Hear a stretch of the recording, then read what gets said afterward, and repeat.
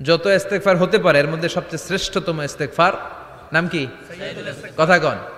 বুখারীর বর্ণনা, শাদ্দাদ ইবনে আউস রাদিয়াল্লাহু তাআলা আনহু বর্ণনা করেন, এই সাইয়্যিদুল ইস্তেগফার দিনের বেলা যে পড়বে ওই দিনে মারা গেলে সে জান্নাতি।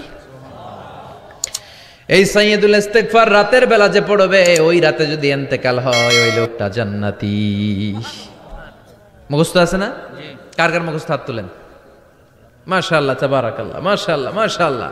আর যাদের নাই তাদের হোমওয়ার্ক, তাদের আল্লাহুম্মা আনতা রাব্বি লা ইলাহা ইল্লা আনতা খালাকতানি ওয়া আনা আবদুক ওয়া আনা আলা আহদিকা ওয়া ওয়া'দিকা মাস্তাতা'তু আউযু বিকা মিন শাররি মা সানা'তু আবুউ লাকা বিনি'মাতিকা আলাইয়া ওয়া আবুউ লাকা বিযামবি ফাগফিরলি ফাইন্নাহু লা ইয়াগফিরুয যুনুবা ইল্লা আনতা।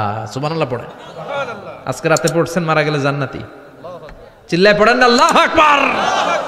এজন্য বিশ্বনবী বলেন আমার আগের গুনাহ মাফ, পরের গুনাহ মাফ, তারপরেও প্রতিদিন আমি 70 বার তওবা ইস্তেগফার পড়ি। আজকে থেকে পড়তে রাজি আছেন তো? ইনশাআল্লাহ। বেশি বেশি ইস্তেগফার পড়া যাবে না?